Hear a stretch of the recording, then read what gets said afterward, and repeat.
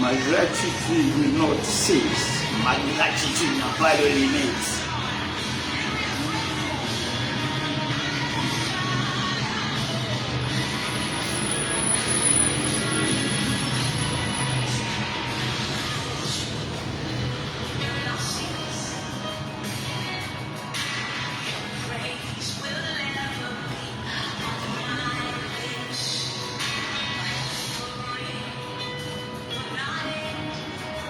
Shalom, shalom.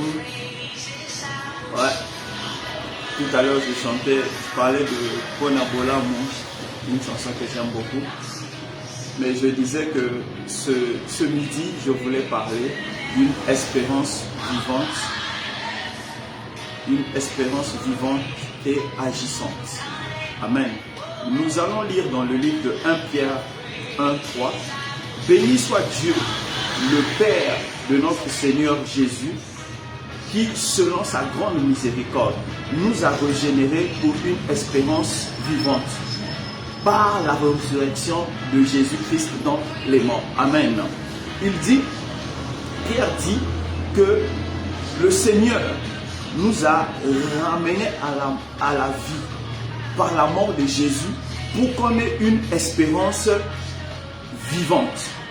Amen. Notre espérance est vivante. Elle n'est pas morte, elle est vivante. Vous savez, c'est quoi l'espérance vivante? Quand quelque chose est vivant, la chose ou la force qui est vivante s'adapte à son environnement. C'est ça la puissance de notre espérance. Notre espérance s'adapte à notre environnement parce que notre espérance est vivante. Jésus est vivant jusqu'à la fin des temps. C'est pourquoi il nous a dit ceci: je m'en vais au Père pour vous faire une place. Donc il dit, après la vie sur terre, vous aurez une vie au ciel. Donc il s'adapte à la condition de la terre. Il dit, je vous donne le Saint-Esprit pour la terre. Pour le ciel, je vous donne une maison. Donc tellement notre espérance est vivante qu'elle s'adapte à nos circonstances. Je veux parler à quelqu'un ce midi. Une espérance vivante s'adapte aux circonstances. Quand nous partons dans le livre de Genèse, Genèse 41, où Pharaon fait le rêve et il est coincé, il a besoin d'une interprétation vivante, une interprétation dynamique. Amen. Et les chansons se rappellent de Joseph. Pourquoi les chansons se rappellent de Joseph? Parce que Joseph avait une espérance vivante. Et il n'y a que quelqu'un qui a une espérance vivante qui peut interpréter des circonstances qui vivent. Parce que le rêve de Pharaon ne parlait pas de quelque chose de mort, mais quelque chose qui devait venir. Donc il fallait quelqu'un qui avait l'esprit d'un Dieu vivant pour lui parler des choses à venir. Je veux dire à quelqu'un ce soir que ton espérance prenne vie maintenant dans le nom de Jésus.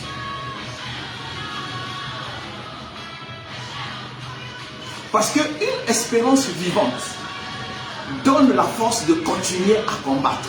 C'est pourquoi Joseph, quoique vendu, quoique trahi par ses frères, quoique esclave chez le riche Potiphar, a gardé la crainte de Dieu dans son cœur. Pourquoi? Parce qu'il avait cette espérance vivante qui s'adapte aux circonstances. Donc l'espérance vivante de Joseph s'est adaptée aux circonstances que Joseph rencontrait dans sa vie. C'est pourquoi Joseph a gardé la foi au Dieu de son grand-père Abraham. Amen. C'est pourquoi je veux te dire, il faut que ton espérance soit vivante afin qu'elle puisse agir. Je veux te dire encore une chose. Quand j'ouvre ma Bible dans le livre de 1 Samuel 30, où les gens viennent faire une razzia dans le camp de David et ils prennent tout le monde. Et 1 Samuel 36 dit que les gens ont parlé de lapider David parce qu'ils avaient perdu femmes, enfants et biens. Mais qu'est-ce que David a fait? Qu'est-ce que David a fait? Il s'est tourné vers Dieu. Il a dit à Dieu, est-ce que si j'agis, hey, tu seras avec moi, tu me donneras la victoire. Une espérance vivante donne la victoire même quand on n'a plus de force.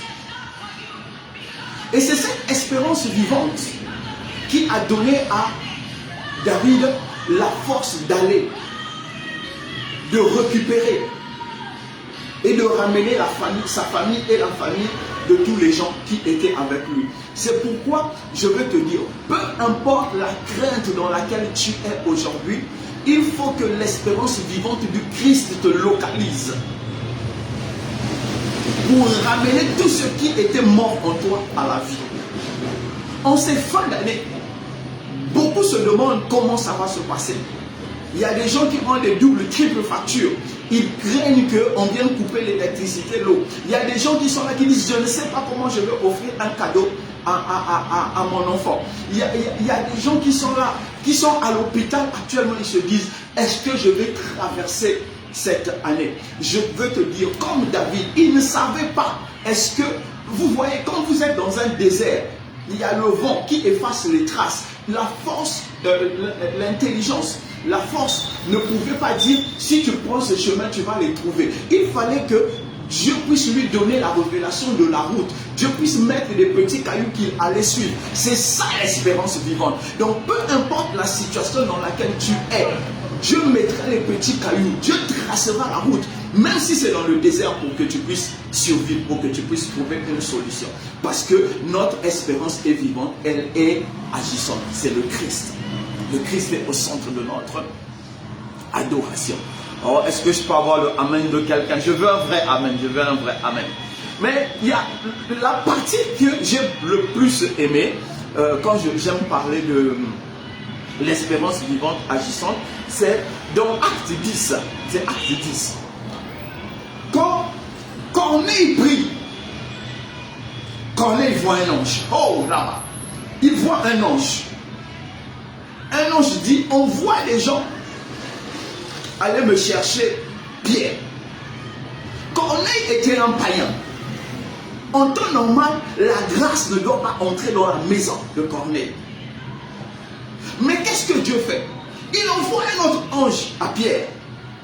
Et cet ange dit à Pierre, va avec les gens qui vont venir. Et les gens là l'emmènent dans la maison d'un païen. En temps normal, Paul n'allait pas entrer, Pierre n'allait pas entrer, il allait se dire, ah, je veux me souiller, parce qu'un juif ne peut pas entrer chez les païens. Mais l'espérance vivante qui conduisait Pierre est la même espérance vivante qui conduisait Corneille, quoique Corneille n'avait pas encore reçu le Saint-Esprit, mais il avait l'espérance. Quand Pierre est entré dans la maison de Corneille, l'espérance est devenue vivante, le Saint-Esprit est descendu. Peu importe la situation, là où tu es, comment elle est, pendant que tu es en train d'entendre ma voix, le Saint-Esprit est en train de descendre là où tu es. Comme il avait agi chez Corneille, dans la maison de Corneille à cette époque, le même Saint-Esprit est en train d'agir pendant que je suis en train de parler. Pendant que je te parle, pendant que tu m'écoutes, le Saint-Esprit est en train de toucher ton esprit, en train de toucher ton âme, en train de toucher ton cœur, en train de toucher ta situation, en train de toucher ta plaie, en train de toucher ta maladie, en train de toucher ta femme, en train de toucher ton mari, en train de toucher tes enfants, en train de toucher toutes choses qui triomphent de toi afin que l'espérance de Jésus-Christ devienne vivante en toi. Ah, je croyais que tu allais m'envoyer un amen. Envoie-moi un amen vrai, un amen vrai. Mon frère, ma soeur, écoute. Écoute-moi bien. Ce midi, je déclare que tes peurs d'aujourd'hui rencontrent la puissance rédemptrice du Christ. Je porte en moi aujourd'hui une espérance que peu importe comment a été cette année pour toi, elle doit bien se terminer. C'est pourquoi je peux déclarer que ton âme abattue reçoive la force du Saint-Esprit maintenant. Je crois, je ne te vois pas. Mais je sais que quand toi tu vas me regarder, quand tu vas m'entendre, ton ciel à cet instant va s'ouvrir et ton esprit va recevoir la force de croire encore et d'avancer encore. Oh, je croyais que tu allais me donner un amen bien. Donne-moi un amen fort. Donne-moi un amen bien. Je déclare que la paix du Saint-Esprit, qui surpasse toute paix, vienne sur toi maintenant. Mon frère, ma soeur, nous sommes en train de traverser des temps difficiles. Comme la Bible dit, les temps de la fin. Les temps de la fin ont commencé quand le Seigneur Christ, Jésus-Christ, est parti. Et il a dit dans les temps de la fin, il y aura une foule de docteurs qui viendront enseigner aux gens ce qu'ils veulent entendre pour égarer une multitude. Et dans Apocalypse, il dit que beaucoup de prophètes vont venir prophétiser avec des miracles, ayant en eux des esprits mauvais qui ressemblent à des grenouilles. Ce sont ces prophètes-là qui prennent les gens pour les préparer pour la dernière bataille. Mais là où toi et moi nous sommes là, nous ne sommes pas encore à la dernière bataille. Là où nous sommes, nous voulons un témoignage. Aujourd'hui, nous voulons un témoignage. Même si tu as écouté un faux enseignement qui a égaré ton esprit, même si tu as écouté un faux enseignement qui a égaré ton âme, je déclare dans le nom de Jésus, tout comme Corneille n'avait pas le droit de recevoir une espérance, a reçu une espérance, tu reçois la même espérance. Tout comme Corneille et sa famille a été sauvés par une espérance vivante qui est Jésus-Christ, je déclare que ta situation vient d'être abolie maintenant dans le nom de Jésus. L'Éternel vient d'effacer les faux enseignements dans ton esprit. Il vient de rétablir sa grâce dans ton esprit. Ton âme vient d'être déchaînée. J'ai encore entendu que quand ils n'ont plus rien à enseigner, ils commencent à parler de si un chrétien pêche, il ira en enfer. Et quand tu te repens, tu es encore qualifié. Donc ça veut dire que nous avons un Dieu qui sauve les gens au gré de leur humeur. Non, moi je ne connais pas ce Dieu-là. Je sais qu'on est sauvé une fois pour toutes. Parce que si tu es sauvé, tu pêches, Dieu te rejette. Et que quand tu te repens, Dieu te repent encore. Ça veut dire que tu dois naître de nouveau au moins 200 fois dans ta vie. On naît de nouveau une seule fois. Et on meurt une seule fois. Donc tu ne peux pas être rejeté par Dieu parce que tu as péché. Mais ils ont enseigné que le péché que tu as commis devient une tâche dans ta conscience au point où Dieu ne peut plus te pardonner. C'est faux, écoute ma voix, c'est faux. Sois libéré de ces mauvais enseignements dans le nom de Jésus. Jésus t'a aimé pendant que tu étais dans le péché. Il t'a fait entendre la bonne nouvelle qui t'a sauvé. Et maintenant que tu es sauvé, si tu pèches, il va te rejeter. Ce n'est pas possible que ces enseignements sortent de ton esprit. Que ces enseignements sortent de ton âme. Reçois la vérité du Christ maintenant dans le nom de Jésus. Tu es sauvé. Reçois la paix du Seigneur. Amen. Les faux enseignements, les situations bizarres ont emmené beaucoup dans le désespoir. Écoute-moi mon frère. Écoute-moi ma soeur. Ce désespoir ne sera pas ton tombeau. Je répète, ce désespoir ne sera pas ton tombeau. Ce désespoir ne va pas t'enterrer. Parce que de ce désespoir, Dieu va sortir l'espoir. Samson a dit, du plus fort est sorti le plus doux. Du lion est sorti le miel. De ton désespoir sortira la grâce du Christ qui sauve. À partir de toi, le Christ sauvera des milliers de personnes. Parce que de ton désespoir, tu t'es tourné vers lui, tu as crié à lui. De ton désespoir, tu as écouté ce message. De toi sortira le miel qui va nourrir la multitude. Ce désespoir ne sera pas ton tombeau. Cette situation ne te conduira pas à la mort. Je dis, cette situation que tu vois devant toi ne te conduira pas à la mort. Je me souviens dans Exode, quand Moïse a regardé derrière lui, il a vu les Égyptiens. Il a vu devant lui, il y avait la mer Rouge. Les gens ont dit non, la mer de Jean, il y a... Bref, en tout cas, chacun a sa foi. Moïse a regardé, un côté il y avait le peuple. Moïse a regardé, l'autre côté, il y avait les Égyptiens. Moïse a regardé, l'autre côté, il y avait l'eau. 2 obstacles, une perte. Dieu lui a dit, dis au peuple, avance. On va avancer. Hey, on va avancer. Écoute. Tu regardes à gauche, un cousin, un oncle. Tu regardes à droite, papa, maman. Tu regardes devant, l'état du pays. Tu te dis, il n'y a plus rien de bon pour moi dans cette nation. Non, non, non. Dieu te dit, avance. Pourquoi il te dit d'avancer? Car il est l'Éternel qui crée un chemin dans le désert.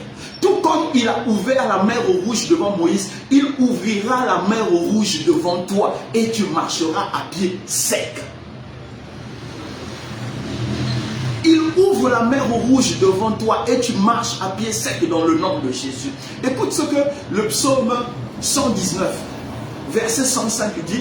Il est une lampe à mes pieds, une lumière sur mon chantier. À cet instant, ton âme, ton esprit, ton corps, tes attentes, tout voit la lumière que l'Éternel met devant toi, de manière à ce que cette situation ne t'emmène pas à la mort, mais cette situation t'emmène à la vie.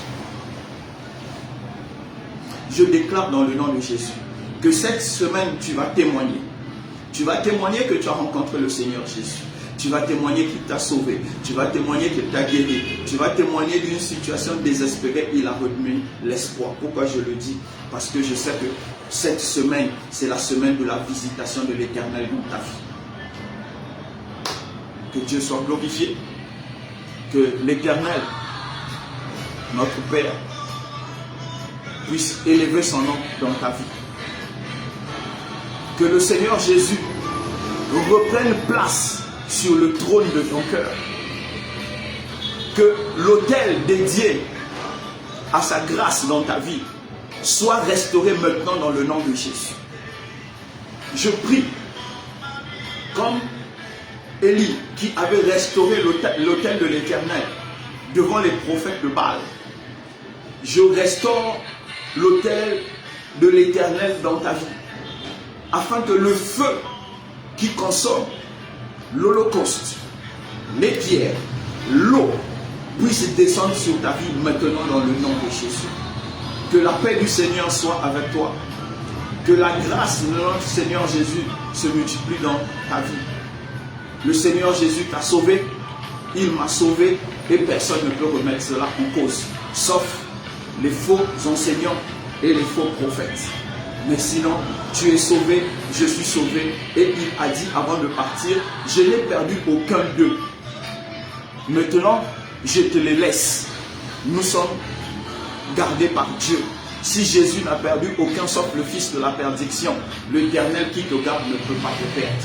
Que la paix du Seigneur soit en partage et que l'espérance vivante et agissante qui est Christ dans la vie du croyant puisse agir puissamment maintenant dans ta vie, dans le nom de Jésus.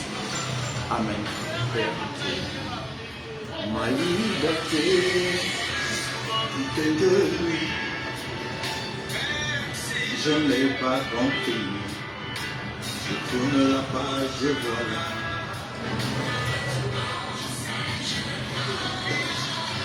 La vie, l'amour, l'espoir, c'est Jésus vivant dans mon cœur. Je l'aime, je l'adore. Son amour, alléluia. De toi.